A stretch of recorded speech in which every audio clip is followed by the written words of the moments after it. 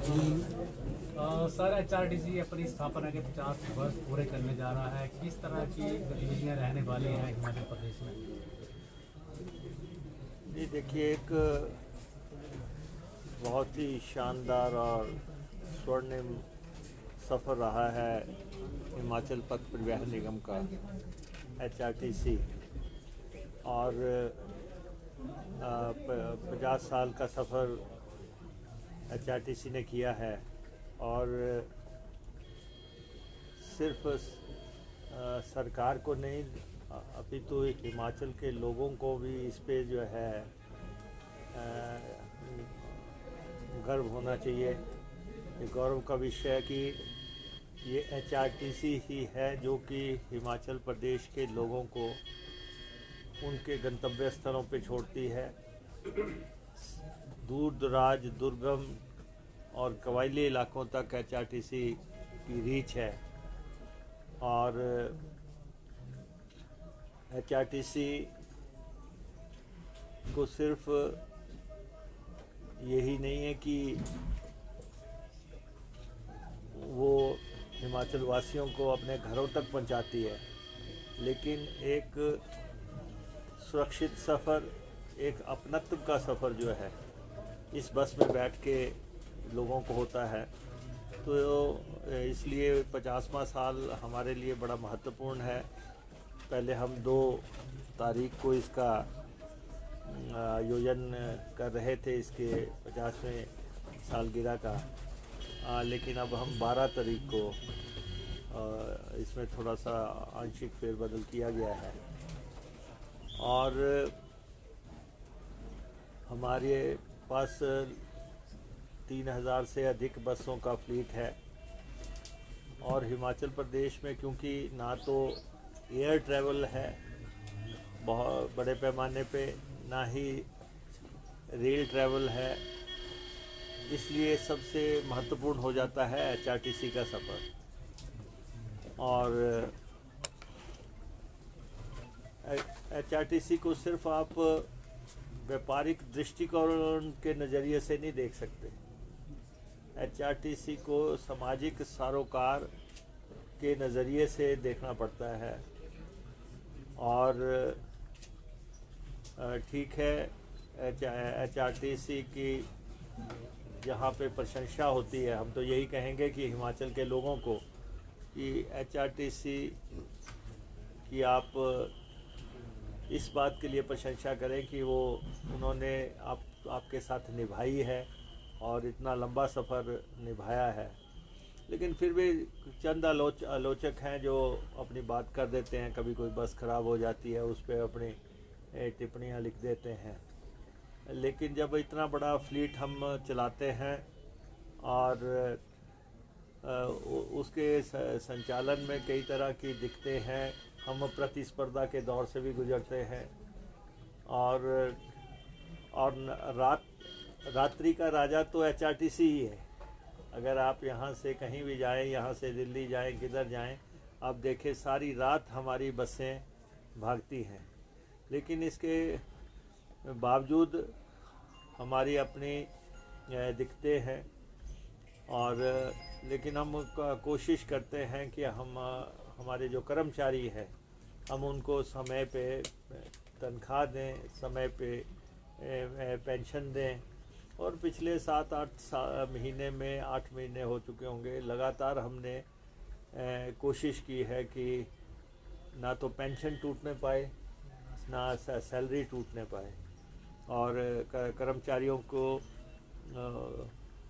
हम एक परिवार की तरह डील कर रहे हैं। और सारे कर्मचारी भी इस बात से वाकिफ़ हैं कि किस ढंग से हम इसको मैनेज कर रहे हैं, ऑर्गेनाइज़ कर रहे हैं। हम अपने बस अड्डों को कैसे ऑर्गेनाइज़ कर रहे हैं।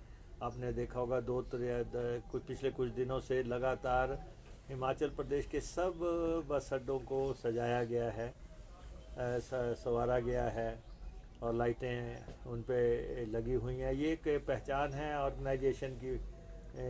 तो ये काम हम कर रहे हैं। ठीक है, हम क्योंकि हम घाटे के रूट चलाते हैं, घाटे का रूट और तो कोई चलाएगा नहीं प्रदेश की जनता को गाँव तक पहुंचाने के लिए, वो तो हम ही चलाएंगे। तो इस बात की भी लोगों को कंसिडरेशन में लेना चाहिए। आपकी सूचना के लिए हम जो रियायती सफ़र देते हैं, रोज़ का 50 लाख रुपए का जो है हमारी सब्सिडी है, अनुदान है। 50 लाख रुपया रोज़ का खर्चा है जो हम 27 कैटेगरीज़ को किसी को फ्री सफ़र है, किसी को रियायती सफ़र है, तो उस पे 50 लाख के आसपास खर्चा होता है। और हम सरकार के भी आभारी हैं, सरकार हमें अनुदान देती है और सरकारी अनुदान के बगैर इसको रन करना अभी तक संभव नहीं है। आने वाले समय में क्या परिस्थितियाँ बनती हैं, लेकिन अभी तक हम हमारा सरकार से हमेशा से आग्रह रहता है कि 60 से 65 करोड़ रुपया प्रति मंथ जो है आप हमें मुहैया करवाएं। उसके कुछ कारण भी हैं, तो सरकार के अपने तर्क रहते हैं, लेकिन एज एन ऑर्गेनाइजेशन, क्योंकि हम सब रियायती सफ़र हम करवाते हैं और तो इसलिए भी हमें मदद लेनी पड़ती है। फिर सरकार जो समय समय पे घोषणा करती है, जैसे ओल्ड पेंशन स्कीम है, हमने HRTC में सबसे पहले लागू की है। और सरकार अगर जो अनाउंसमेंट्स करती है कि पे स्केल की या दूसरी, उनकी हम इम्प्लीमेंटेशन करते हैं। फिर उसके अलावा जो है महंगाई की मार जो है लगातार पड़ती है। कभी डीजल महंगा हो गया, कभी पेट्रोल महंगा हो गया, ये और घाटे के रूट सबसे ज़्यादा जो है हमें उठाने पड़ते हैं। 94% घाटे के रूट हम चलाते हैं, लेकिन HRTC के हमारे ऑफिसर्स, हमारे कर्मचारी, हमारे कार्यशाला के लोग, ड्राइवर्स, कंडक्टर्स, मैकेनिक्स, सब लोग एक ज़ील से जो है सेवा में लगे हुए हैं। और आज भी आपने यहाँ पे देखा होगा कि हम कहाँ से चले थे सफ़र और कहाँ पहुँचे हैं। हमारी पहली बस कौन सी आई थी और आज कौन सी बसें आई। हज़ारों बसें HRTC ने खरीदी और अभी भी हम इलेक्ट्रिक बसों के दौर में भी जा रहे हैं। हम डीजल की बसें भी हम खरीद रहे हैं और टेम्पू ट्रैवलर भी हम खरीद रहे हैं और छोटी टैक्सीज भी का संचालन भी हम लोगों के हिसाब से कर रहे हैं। और ये कई तो छोटी गाड़ियां हैं, इनसे हमें करोड़ों का घाटा होता है, लेकिन सिर्फ जनता के हित में हम, क्योंकि जनता को सुविधा मिले, ये एक कल्याणकारी राज्य है, तो इसलिए हम उसको चलाते हैं। तो आज आपने देखा वॉल ऑफ ऑनर HRTC ने बहुत इनाम जीते हैं, देश दुनिया के इनाम जीते हैं। HRTC की ड्राइवर्स परफेक्ट ड्राइवर्स हैं। HRTC के ड्राइवर जो है जोखिमपूर्ण हालात में भी गाड़ियां लेके जाते रहे हैं। अभी पीछे आपने कोरोना काल के दौरान देखा, जब कोई बसों में किसी को बिठा के राजी नहीं था, तो HRTC ने सर्विसेज दी। अभी डिज़ास्टर आया, डिज़ास्टर के दौरान जो है जहाँ भी बस भेजनी पड़ी, हमने बसें भेजी और सबसे पहले हमने रूट खोलने की कोशिश की है। हमने अब हमारी कोशिश है कि हम दिल्ली में भी HRTC के जो हमारे ड्राइवर्स, कंडक्टर्स हैं, उनको अच्छा रहने के लिए हमारा एग्रीमेंट हुआ है, वहाँ पे हम उनके रहने ठहरने का बंदोबस्त कर रहे हैं। और आज जो वॉल ऑफ ऑनर लगी है, आपने उसको देखा कि जब से ये शुरू हुआ सफ़र 50 साल में 1974 से लेके 74 से लेके आज दिन तक क्या क्या फैसले, बड़े फैसले हुए, वो उस पे अंकित है। क्या क्या अवार्ड्स हमें मिले, वो हमने उसको सामने रखा है और हम कलमबद्ध भी कर, वो तो 12 तारीख को सारी बातें आपके सामने आएंगी। और उसके अलावा मॉडल्स को भी डिस्प्ले कर रहे हैं। प्रदेश में भी कुछ जगह पे हम HRTC की बसेस को जो है शोकेस कर रहे हैं कि जहाँ पे आप देखें कि क्या कौन सी बस हमारी कब थी, क्या थी, कहीं ना कहीं आपको नज़र आएंगी ये बसें। जैसे हम मिलिट्री के टैंक्स लगाते हैं या दूसरी चीज़ें लगाते हैं, तो ये गौरवपूर्ण इतिहास भी आपके सामने होगा। आप सामने भी सड़क देखें जहाँ जहाँ पे बस चल रही है, कैसा कैसा रास्ता है। ये सब सफ़र को 50 साल के साथ अब हम जोड़ रहे हैं। 12 तारीख को हम कार्यक्रम करेंगे, उसमें सारी चीज़ें सामने आएंगी और हमारा आपसे आग्रह रहेगा कि आप HRTC को उसी स्पिरिट में छापें जिस स्पिरिट में ये डिज़र्व करती है। कुछ जो लोग आलोचक है उससे बाहर निकल के जो आप भी समझते हैं कि HRTC की सेवा जो है वो किस पैमाने की है, उस लिहाज से आप हमारा योगदान दें। हम सकारात्मक दृष्टि से इस सफ़र को प्रदेश की जनता के सामने रखना चाहते हैं। सर, पिछले कुछ समय में HRTC के रेवेन्यू में भी काफ़ी सुधार आया है। अगस्त महीने में तो 37% ज़्यादा रेवेन्यू आया है।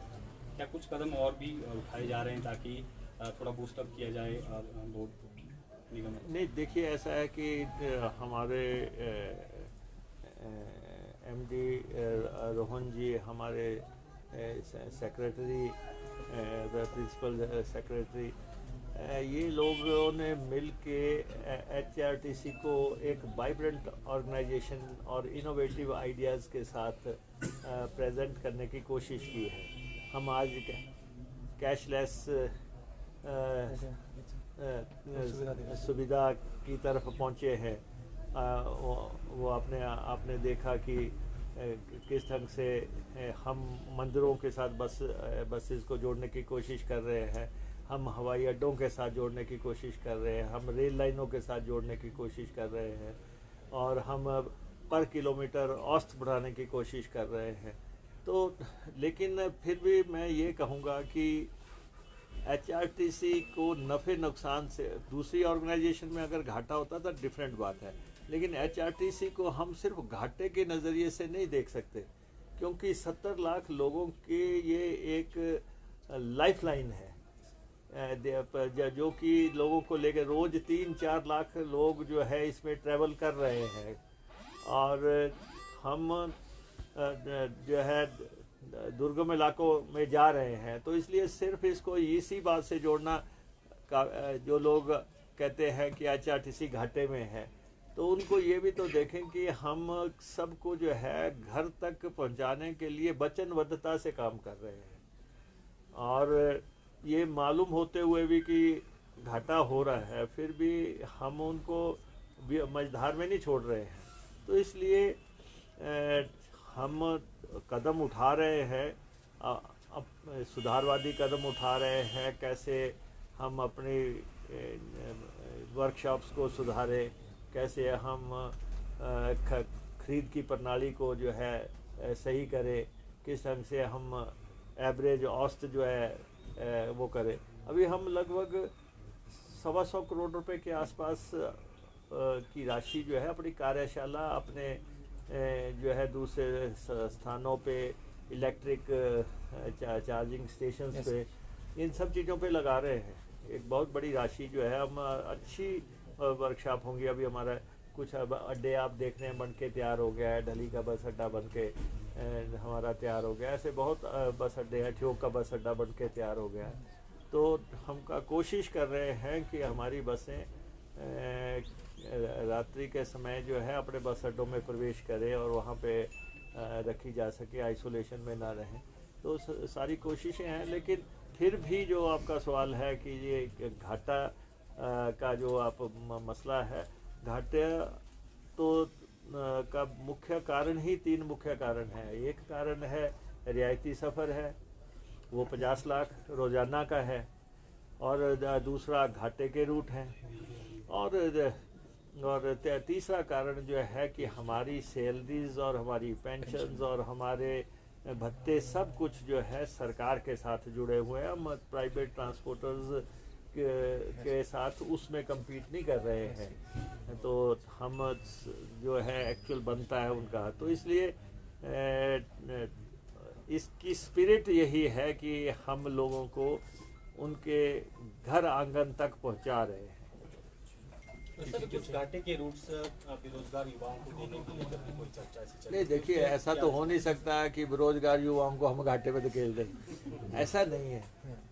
ऐसा जरूर है कि HRTC को अपना फ्लीट स्ट्रेंथ कितनी रखनी चाहिए। HRTC जब तक 1800 से 2000 की फ्लीट में रही तब तक बेहतर संचालन था, लेकिन जब से HRTC को 3000-3200 तक पहुंचाया गया तो उसमें क्योंकि केंद्र से बसें आई थी और वो उन बसेस में सीटें कम थी और उन बसेस की सस्पेंशन कम थी, नीचे जो है फ्लोर जो है बिल्कुल साथ ही था, लेकिन वो बसें आई और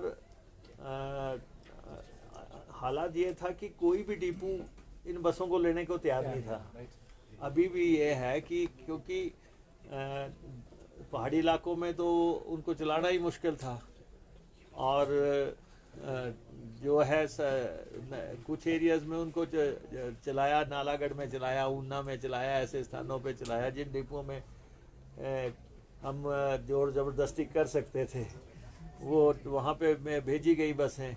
लेकिन लोग जो हैं आज की डेट में जो है कि 37 सीटर 42 सीटर इन बसेस को प्रेफर करते हैं। इलेक्ट्रिक बसेस में भी अब हम कोशिश कर रहे हैं कि उनमें सामान रखने का स्थान बढ़ाया जा सके।